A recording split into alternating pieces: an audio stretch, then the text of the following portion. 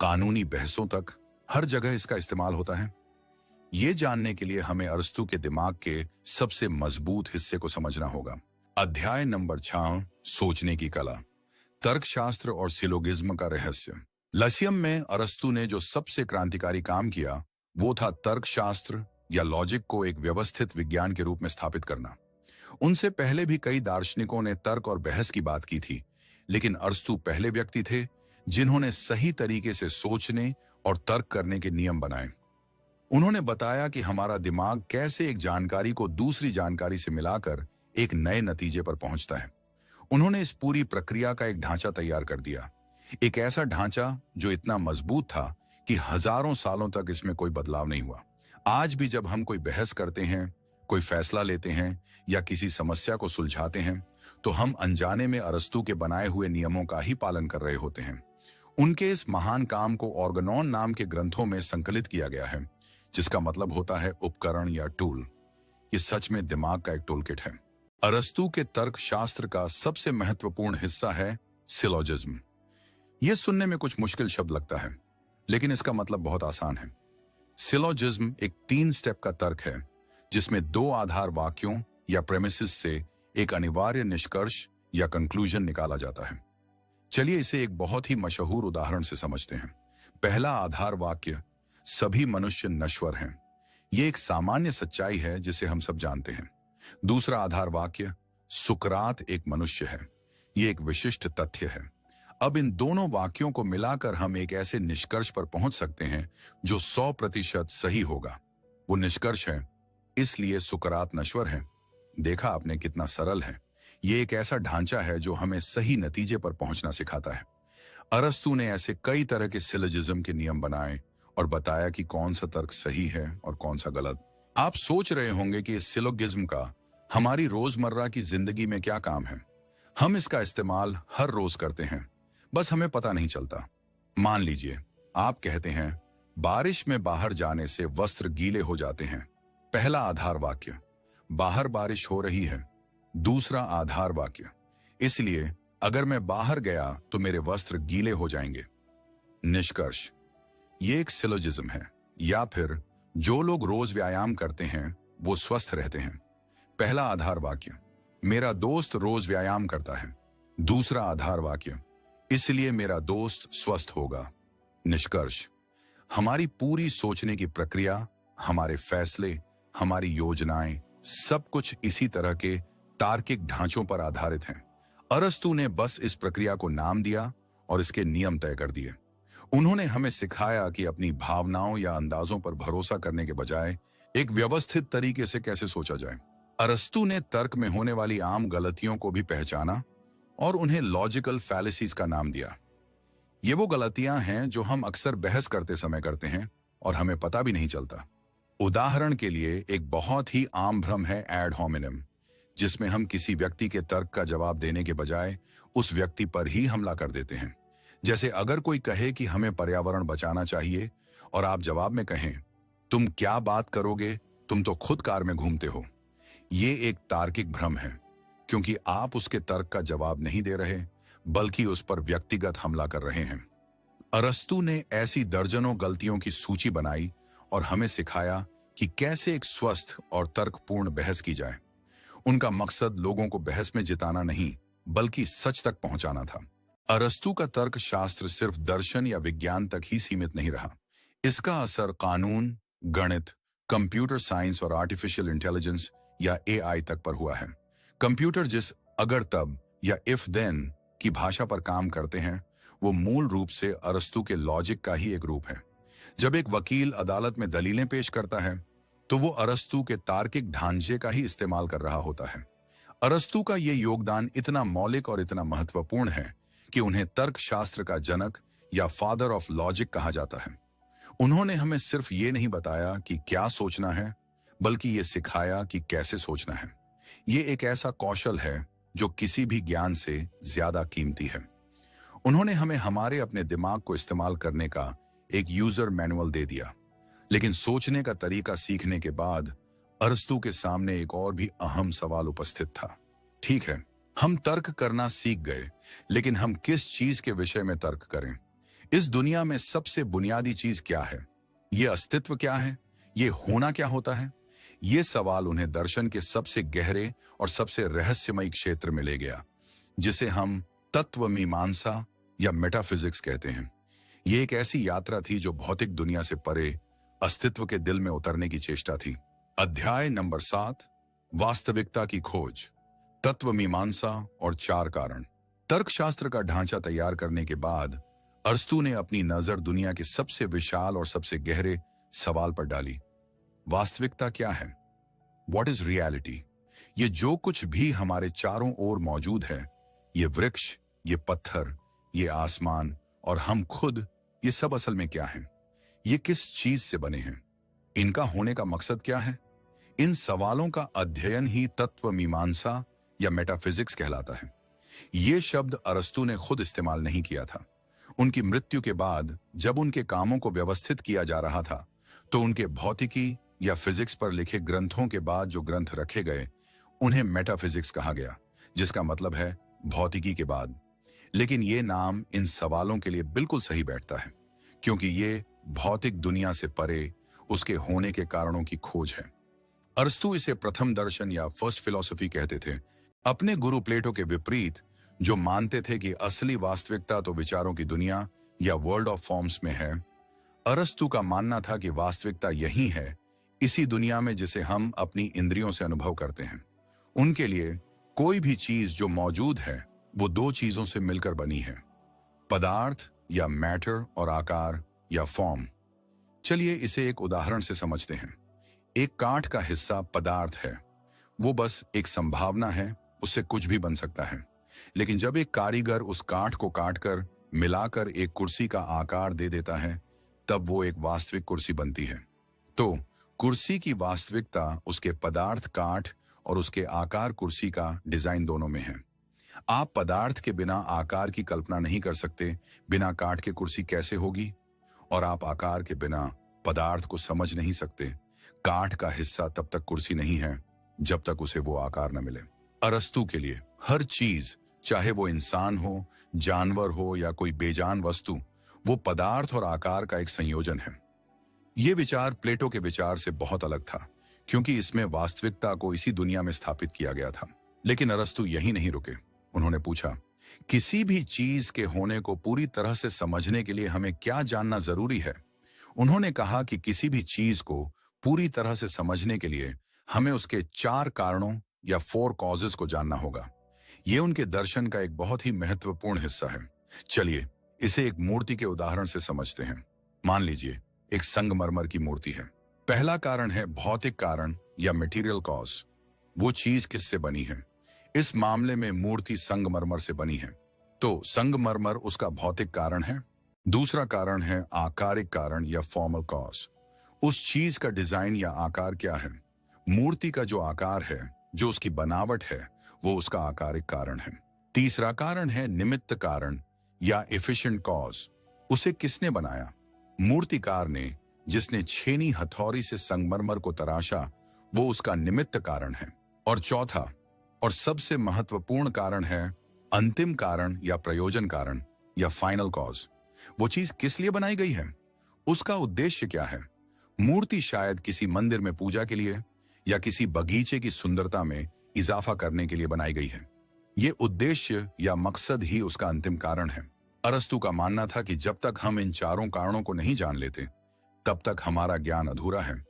ये सिर्फ चीजों पर ही नहीं, बल्कि हर प्रक्रिया पर लागू होता है। जैसे एक घर का भौतिक कारण ईंट पत्थर है, आकारिक कारण उसका नक्शा है, निमित्त कारण मिस्त्री और मजदूर हैं, और अंतिम कारण है कि लोग उसमें सुरक्षित रह सकें। इस अंतिम कारण या उद्देश्य का विचार अरस्तु के दर्शन में बहुत गहरा है। उनका मानना था कि प्रकृति में हर चीज का कोई ना कोई उद्देश्य होता है। एक बीज का उद्देश्य वृक्ष बनना है, एक आंख का उद्देश्य देखना है। हर चीज अपने अंतिम उद्देश्य को पाने की चेष्टा कर रही है।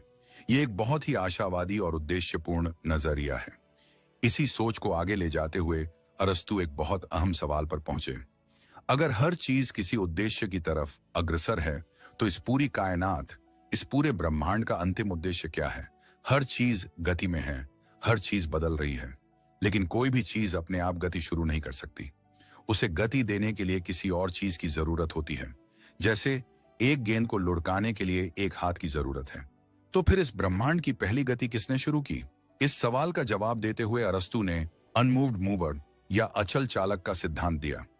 उन्होंने तर्क दिया कि अगर हम पीछे जाते जाएं तो हमें एक ऐसे पहले कारण पर पहुंचना होगा जिसने सबको गति दी, लेकिन वो खुद गतिहीन है। अगर वो भी गति में होगा तो उसे गति देने के लिए भी किसी और की जरूरत होगी और ये सिलसिला कभी खत्म नहीं होगा। इसलिए एक ऐसा प्रथम चालक होना चाहिए जो खुद अचल है, लेकिन बाकी सब कुछ उसी की वजह से चल रहा है। ये अनमूव्ड मूवर कोई भौतिक शक्ति नहीं है। ये शुद्ध विचार या प्योर थॉट है, एक पूर्णता या परफेक्शन है।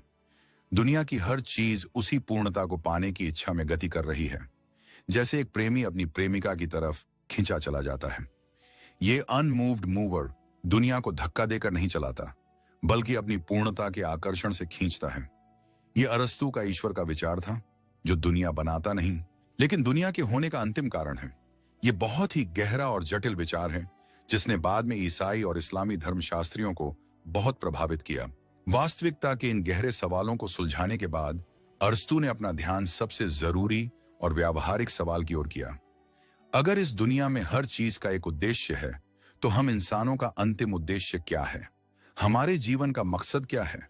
हम एक अच्छा और खुशहाल जीवन कैसे जी सकते हैं? इन सवालों का जवाब उन्होंने अपने नैतिकता के दर्शन में दिया, जो आज भी हमारे लिए उतना ही प्रासंगिक है जितना हजारों साल पहले था। अध्याय नंबर 8, सुखी जीवन का रहस्य, नैतिकता और सुनहरा मध्य मार्ग। ब्रह्मांड के विशाल विशाल रहस्यों को सुलझाने के बाद अरस्तु ने वो सवाल उठाया जो हम सब अपनी जिंदगी में कभी ना कभी खुद से पूछते हैं। मैं एक अच्छा इंसान कैसे बनूं? और एक खुशहाल जीवन का क्या मतलब है? इन सवालों का जवाब उन्होंने अपनी किताब निकोमाचियन एथिक्स में दिया है, जिसे उन्होंने शायद अपने बेटे निकोमैक्स को समर्पित किया था। ये किताब आज भी नैतिकता और मनोविज्ञान की सबसे प्रभावशाली किताबों में से एक मानी जाती है। अरस्तु की शुरुआत एक बहुत ही सरल सवाल से होती है। हम इंसान जो कुछ भी करते हैं, उसके पीछे कोई ना कोई मकसद होता है।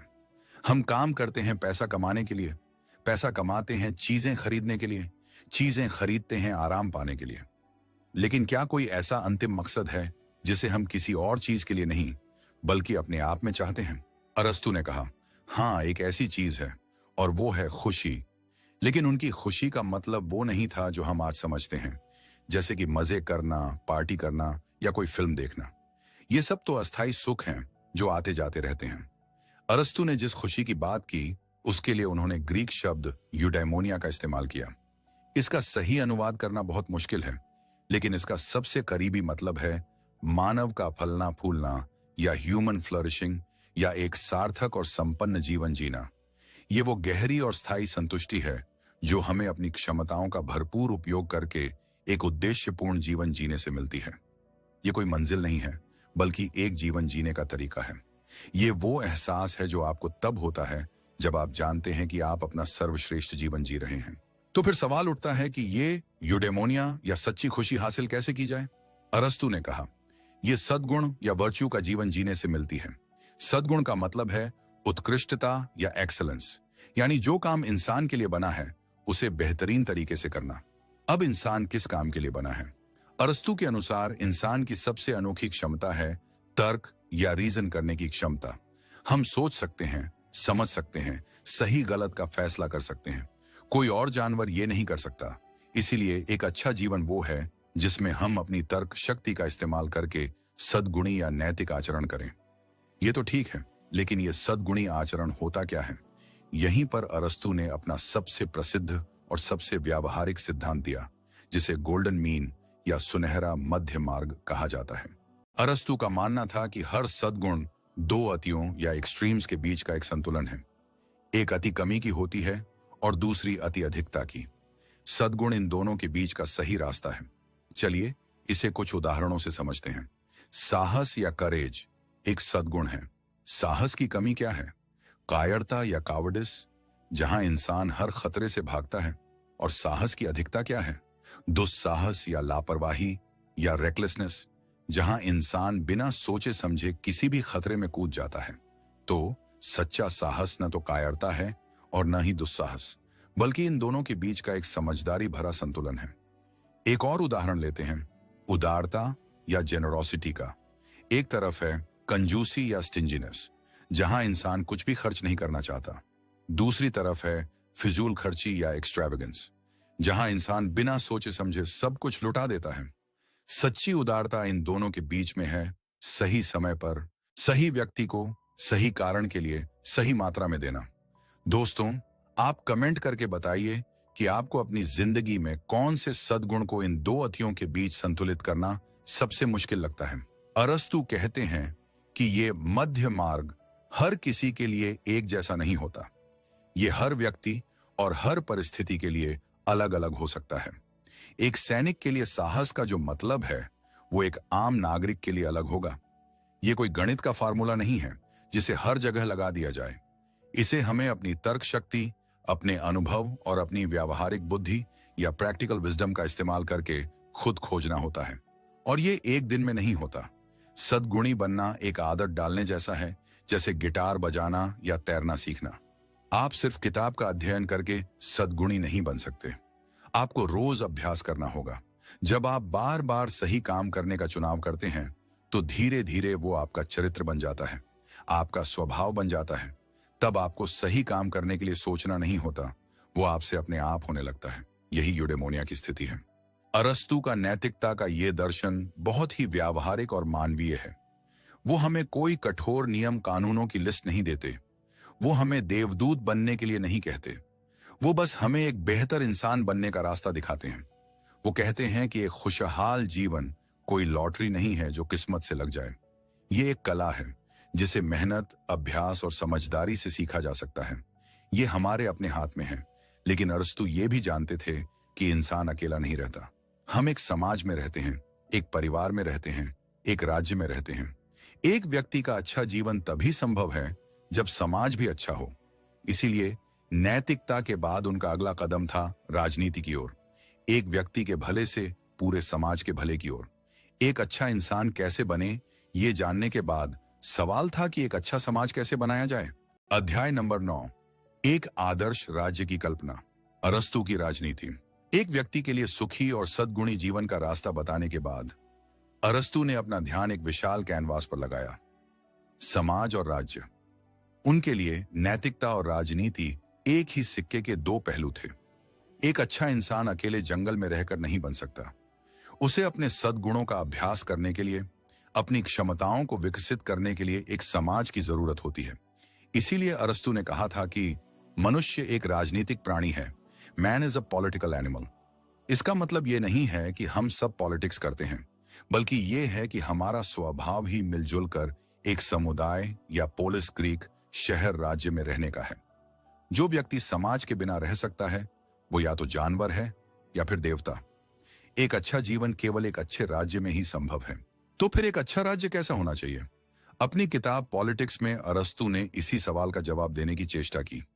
प्लेटो की तरह किसी काल्पनिक आदर्श राज्य का सपना देखने के बजाय अरस्तु ने एक बहुत ही व्यावहारिक तरीका अपनाया। उन्होंने अपने छात्रों के साथ मिलकर उस समय के 158 मौजूदा ग्रीक शहर राज्यों के संविधानों का अध्ययन किया। वो ये देखना चाहते थे कि असल दुनिया में कौन सी शासन प्रणालियां काम करती हैं, कौन सी फेल हो जाती हैं और क्यों। ये राजनीति विज्ञान का पहला तुलनात्मक अध्ययन था। इस अध्ययन के आधार पर उन्होंने सरकारों को दो तरीकों से वर्गीकृत किया। पहला, शासन करने वालों की संख्या के आधार पर एक व्यक्ति, कुछ लोग या बहुत सारे लोग, और दूसरा, शासन के उद्देश्य के आधार पर क्या शासक आम जनता के भले के लिए काम कर रहा है या सिर्फ अपने स्वार्थ के लिए। इस आधार पर उन्होंने 3 अच्छी और 3 बुरी शासन प्रणालियों की पहचान की। जब एक व्यक्ति सबके भले के लिए शासन करता है तो उसे राजतंत्र या मोनार्की कहते हैं। लेकिन जब वही राजा सिर्फ अपने स्वार्थ के लिए शासन करने लगता है तो वो अत्याचार या तानाशाही या टिरनी में बदल जाता है। ये उसका भ्रष्ट रूप है। जब कुछ गुणी और योग्य लोग मिलकर सबके भले के लिए शासन करते हैं तो उसे अभिजात तंत्र या कुलीन तंत्र या एरिस्टोक्रेसी कहते हैं। लेकिन जब वही कुछ अमीर और शक्तिशाली लोग सिर्फ अपनी तिजोरियां भरने के लिए शासन करने लगते हैं तो वो गुटतंत्र या धनिक तंत्र या ओलिगार्की में बदल जाता है। और जब बहुत सारे लोग यानी आम जनता कानून के अनुसार सबके भले के लिए शासन करती है तो उसे संवैधानिक गणतंत्र या पॉलिटी कहते हैं। लेकिन जब वही लोग बिना किसी कानून या तर्क के सिर्फ अपनी भावनाओं के आधार पर शासन करने लगती हैं तो वो डेमोक्रेसी में बदल जाती है। यहां यह ध्यान देना जरूरी है कि अरस्तू के लिए डेमोक्रेसी एक नकारात्मक शब्द था जिसका मतलब था लोगों का शासन। आज हम जिसे लोकतंत्र कहते हैं वो अरस्तू के पॉलिटी के ज्यादा करीब है। तो इनमें से सबसे अच्छी शासन प्रणाली कौन सी है? अरस्तू का जवाब बहुत ही दिलचस्प है। सैद्धांतिक रूप से अगर एक सर्वगुण संपन्न और बुद्धिमान राजा मिल जाए तो राजतंत्र सबसे अच्छा है। लेकिन असल दुनिया में ऐसा राजा मिलना लगभग नामुमकिन है और शक्ति उसे भ्रष्ट कर ही देती है। इसलिए व्यावहारिक रूप से अरस्तू ने पॉलिटी को सबसे स्थिर और सबसे अच्छी शासन प्रणाली माना। पॉलिटी असल में कुलीन तंत्र और लोकतंत्र का एक मिश्रण है। इसमें सत्ता न तो सिर्फ अमीरों के हाथ में होती है न ही सिर्फ गरीबों के। इसमें एक मजबूत मध्यम वर्ग या मिडिल क्लास की भूमिका सबसे अहम होती है। अरस्तू का मानना था कि मध्यम वर्ग न तो अमीरों की तरह अहंकारी होता है और न ही गरीबों की तरह ईर्ष्यालु। वो तर्क और स्थिरता को पसंद करता है। जिस राज्य में एक विशाल और शक्तिशाली मध्यम वर्ग होता है वो राज्य सबसे ज्यादा स्थिर और खुशहाल होता है। ये एक ऐसी बात है जो आज 2400 साल बाद भी उतनी ही सच है। अरस्तू ने राज्य के अलावा परिवार और शिक्षा जैसी संस्थाओं पर भी अपने विचार रखे। उनका मानना था कि परिवार समाज की सबसे पहली और सबसे महत्वपूर्ण इकाई है। यहीं पर बच्चा नैतिकता और अनुशासन के पहले पाठ सीखता है। उन्होंने शिक्षा पर भी बहुत जोर दिया। उनका मानना था कि राज्य की जिम्मेदारी है कि वो अपने सभी नागरिकों के लिए एक समान और अच्छी शिक्षा की व्यवस्था करे ताकि वो अच्छे और जिम्मेदार नागरिक बन सकें। हालांकि अरस्तू के कुछ विचार आज के समय में हमें गलत और आपत्तिजनक लग सकते हैं। जैसे वो दासता या स्लेवरी को एक प्राकृतिक संस्था मानते थे और उनका मानना था कि कुछ लोग स्वभाव से ही दास बनने के लिए पैदा होते हैं। वो महिलाओं को पुरुषों से कमतर भी मानते थे। हमें ये याद रखना चाहिए कि अरस्तू अपने समय और समाज की सीमाओं से बंधे हुए थे। लेकिन इन कुछ बातों को अलग रखें तो उनका राजनीतिक विश्लेषण आज भी प्रासंगिक है। उन्होंने हमें सिखाया कि एक अच्छा राज्य सिर्फ अच्छे कानूनों से नहीं बल्कि अच्छे नागरिकों से बनता है। अरस्तू ने हमें सोचना सिखाया, अच्छा जीवन जीना सिखाया और एक अच्छा समाज बनाना भी सिखाया। लेकिन उनकी प्रतिभा यहीं खत्म नहीं होती थी। उन्होंने कला और सौंदर्य की दुनिया में भी उतना ही महत्वपूर्ण योगदान दिया। उन्होंने हमें बताया कि एक अच्छी कहानी क्या होती है, वो हमें क्यों रुलाती या हंसाती है और उसका हमारी भावनाओं पर क्या असर होता है। ये एक ऐसा विषय है जो हर फिल्म देखने वाले, कहानी सुनने वाले और किताब का अध्ययन करने वाले के लिए बेहद दिलचस्प है। अध्याय नंबर 10, कहानी कहने की कला। काव्य शास्त्र और त्रासदी का सिद्धांत। एक तर्कशास्त्री, एक वैज्ञानिक, एक नैतिक विचारक और एक राजनीतिक विश्लेषक होने के साथ साथ अरस्तू एक महान कला समीक्षक भी थे। उन्होंने अपना ध्यान इस सवाल पर लगाया कि कला क्या है। कविता, नाटक, संगीत, ये सब हम इंसानों को इतना प्रभावित क्यों करते हैं? एक कहानी हमें क्यों हंसाती है, रुलाती है या हमारे रोंगटे सिहर जाते हैं? इन सवालों का जवाब उन्होंने अपनी 2 छोटी लेकिन बहुत प्रभावशाली किताबों पोएटिक्स और रेटरिक में दिया। रेटरिक जहां भाषण कला और लोगों को अपनी बातों से सहमत कराने की कला के विषय में है, वहीं पोएटिक्स मुख्य रूप से नाटक, खासकर ट्रेजेडी के विश्लेषण पर केंद्रित है। अरस्तू के गुरु प्लेटो कला को ज्यादा अच्छी नजर से नहीं देखते थे। उनका मानना था कि कला तो नकल की नकल है। एक कारीगर असली कुर्सी के विचार की नकल करके एक भौतिक कुर्सी बनाता है और एक पेंटर उस भौतिक कुर्सी की नकल करके एक तस्वीर बनाता है। इसलिए कला हमें सच से 2 कदम दूर ले जाती है। लेकिन अरस्तू इससे सहमत नहीं थे। उनका मानना था कि कला, खासकर कविता और नाटक, नकल तो है लेकिन ये एक रचनात्मक नकल है। ये हमें चीजों को वैसा नहीं दिखाती जैसी वो हैं, बल्कि वैसा दिखाती हैं जैसी वो हो सकती हैं या होनी चाहिए। एक इतिहासकार हमें बताता है कि क्या हुआ, लेकिन एक कवि हमें बताता है कि क्या हो सकता है। इसीलिए अरस्तू के लिए कविता इतिहास से ज्यादा दार्शनिक और ज्यादा महत्वपूर्ण थी, क्योंकि वो हमें सार्वभौमिक सत्यों के विषय में बताती है, न कि सिर्फ किसी एक घटना के विषय में। पोएटिक्स में अरस्तू ने त्रासदी या दुखांत नाटक या ट्रेजेडी का गहरा विश्लेषण किया। उस समय ग्रीस में सोफोक्लेस और यूरिपिड्स जैसे महान नाटककारों के त्रासद नाटक बहुत लोकप्रिय थे। अरस्तु ये समझना चाहते थे कि लोग दूसरों के दुख और वेदना की कहानी देखकर क्यों आते हैं और इससे उन्हें क्या मिलता है। उन्होंने त्रासदी की एक बहुत ही प्रसिद्ध परिभाषा दी। त्रासदी एक गंभीर, पूर्ण और एक निश्चित आकार वाले कार्य की अनुकृति है जो करुणा और भय के माध्यम से इन भावनाओं का उचित विरेचन, कैथारसिस करती है। इस परिभाषा में दो शब्द सबसे महत्वपूर्ण हैं, करुणा या पिटी और भय या फियर, और इन दोनों से होने वाला कैथारसिस। अरस्तु के अनुसार जब हम मंच पर किसी नायक को, जो हमारी ही तरह एक अच्छा लेकिन अपूर्ण इंसान है, दुर्भाग्य का शिकार होते हुए देखते हैं, तो हमारे मन में उसके लिए करुणा पैदा होती है। हम सोचते हैं कि उसके साथ ऐसा नहीं होना चाहिए था। साथ ही हमें भय भी लगता है, क्योंकि हमें एहसास होता है कि ऐसी ही कोई विपत्ति हमारे साथ भी आ सकती है। हम उस नायक के भाग्य में अपना भाग्य देखते हैं। जब नाटक खत्म होता है तो ये जो करुणा और भय की भावनाएं हमारे अंदर जमा हो गई थीं, वो एक साथ बाहर निकल जाती हैं। इसी भावनात्मक शुद्धि या रिलीज को अरस्तु ने कैथारसिस कहा। जैसे कोई दवा शरीर से जहरीले पदार्थों को बाहर निकाल देती है, वैसे ही त्रासदी हमारी आत्मा से इन नकारात्मक भावनाओं को बाहर निकालकर हमें एक तरह की शांति और राहत का अनुभव कराती है। हम नाटक घर से एक हल्के और शुद्ध मन के साथ बाहर निकलते हैं। ये एक बहुत ही गहरी मनोवैज्ञानिक अंतर्दृष्टि थी। अरस्तु ने एक अच्छी त्रासदी के 6 तत्व भी बताए: कथानक या प्लॉट, चरित्र या कैरेक्टर, विचार या थॉट, पदावली या डिक्शन, संगीत या म्यूजिक, और दृश्य या स्पेक्टिकल। इनमें से उन्होंने कथानक यानी कहानी को सबसे महत्वपूर्ण तत्व माना। उन्होंने कहा कि कथानक में एक शुरुआत, एक मध्य और एक अंत होना चाहिए। कहानी में घटनाओं का एक तार्किक क्रम होना चाहिए। उन्होंने 2 तरह के कथानकों के विषय में बताया, सरल और जटिल।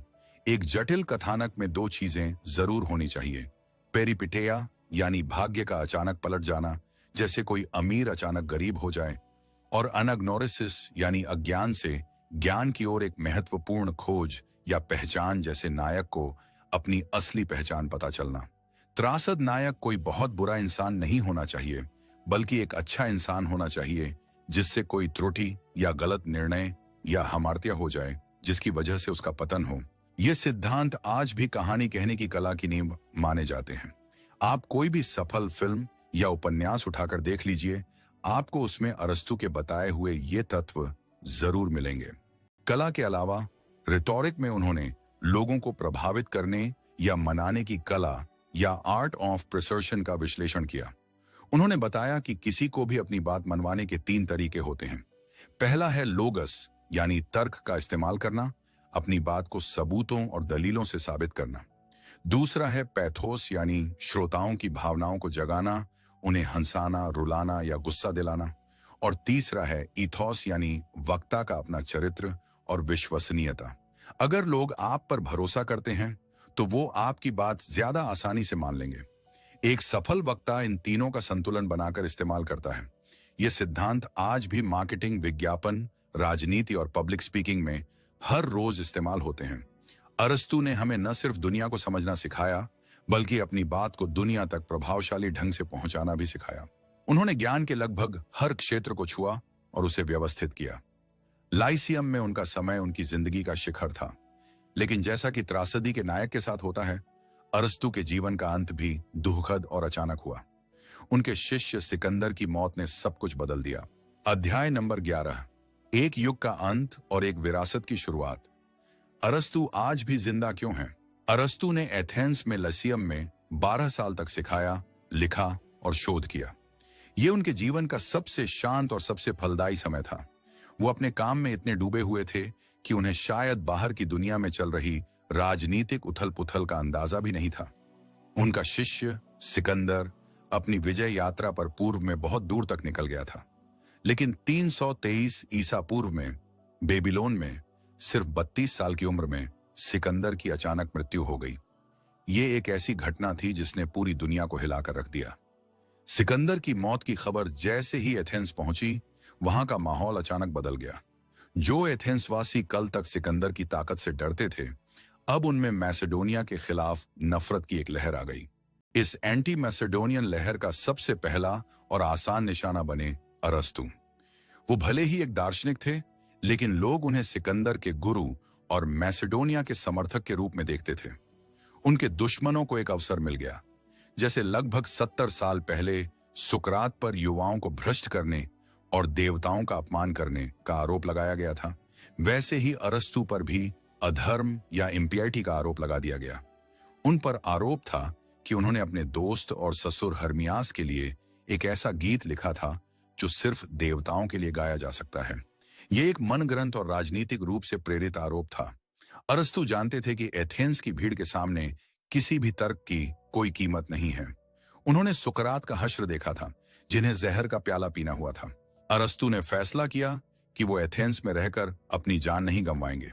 उन्होंने कहा था, मैं एथेंस वासियों को दर्शन के खिलाफ दूसरी बार पाप करने का अवसर नहीं दूंगा। पहला पाप उन्होंने सुकरात को मारकर किया था और अरस्तु नहीं चाहते थे कि वो ये गलती दोहराएं। अपनी सुरक्षा के लिए उन्होंने लाइसियम को अपने एक छात्र थियोफ्रेस्टस को सौंप दिया और चुपचाप एथेंस को त्याग कर अपनी मां के पुश्तैनी घर चाल्सिस चले गए। लेकिन एथेंस से निकलने का सदमा और शायद बदलता हुआ मौसम उनकी सेहत पर भारी हुआ। सिर्फ एक साल बाद 322 ईसा पूर्व में लगभग 62 साल की उम्र में पेट की बीमारी के कारण अरस्तु का निधन हो गया। दुनिया के सबसे महान विचारकों में से एक का अंत निर्वासन और अकेलेपन में हुआ। अरस्तु की मृत्यु के बाद उनके लिखे हुए ग्रंथों का क्या हुआ? यह एक बहुत ही दिलचस्प कहानी है। उनके ग्रंथ उनके शिष्य थियोफ्रेस्टस के पास रहे और फिर कई हाथों से गुजरते हुए लगभग 200 सालों तक एक तहखाने में बंद रहे। दुनिया उन्हें लगभग भूल चुकी थी। फिर पहली शताब्दी ईसा पूर्व में उन्हें रोम ले जाया गया, जहां उन्हें फिर से खोजा गया, संपादित किया गया और प्रकाशित किया गया। यहीं से अरस्तु के विचारों की दूसरी जिंदगी शुरू हुई। आने वाली सदियों में उनके विचारों ने यहूदी, ईसाई और खासकर इस्लामी दर्शन पर गहरा प्रभाव डाला। इब्न सिना या एविसेना और इब्न रुश्द या अवेरोएस जैसे महान अरबी दार्शनिकों ने अरस्तु के कामों का अनुवाद किया और उन पर टीकाएं लिखी। इन्हीं अरबी अनुवादों के जरिए अरस्तु के विचार मध्य युगीन यूरोप में फिर से पहुंचे, जहां थॉमस एक्विनास जैसे विचारकों ने उनके दर्शन को ईसाई धर्मशास्त्र के साथ संयोजित करने का काम किया। अरस्तु द फिलोसोफर यानी वो दार्शनिक के नाम से जाने जाने लगे। आज 2400 साल बाद भी अरस्तु हमारे बीच जिंदा है। वो हमारे सोचने के तरीके में जिंदा है जब हम कोई तार्किक फैसला लेते हैं।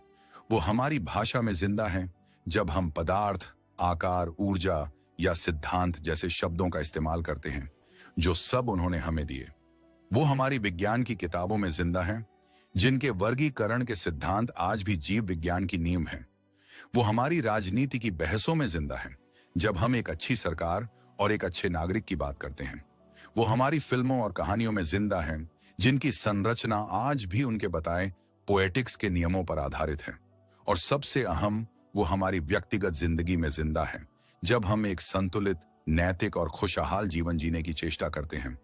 उस सुनहरे मध्य मार्ग पर चलने की चेष्टा करते हैं जो उन्होंने हमें दिखाया था। अरस्तु की कहानी हमें सिखाती है कि ज्ञान की कोई सीमा नहीं होती। एक अकेला इंसान अपने जीवन काल में कितना कुछ सीख सकता है, सोच सकता है और दुनिया को दे सकता है। उनकी कहानी हमें सिखाती है कि सच की खोज में हमें अपने गुरुओं से भी असहमत होने का साहस रखना चाहिए। और उनकी कहानी हमें यह भी सिखाती है कि जीवन में असफलताएं और मुश्किलें हमें रोकने के लिए नहीं, बल्कि हमें एक नया रास्ता दिखाने के लिए आती हैं। अरस्तु सिर्फ एक नाम नहीं है, वो एक प्रतीक है, मानव की तर्क शक्ति, जिज्ञासा और एक बेहतर जीवन की अंतहीन खोज का प्रतीक। तो दोस्तों, यह थी कहानी अरस्तु की, एक छोटे से शहर के अनाथ बच्चे से लेकर दुनिया के सबसे महान दार्शनिक बनने तक की। एक ऐसी यात्रा जिसने मानव विचार की दिशा हमेशा के लिए बदल दी। मुझे उम्मीद है कि इस सफर ने आपको सोचने के लिए कुछ नए बिंदु दिए होंगे और शायद अपनी जिंदगी को देखने का एक नया नजरिया भी।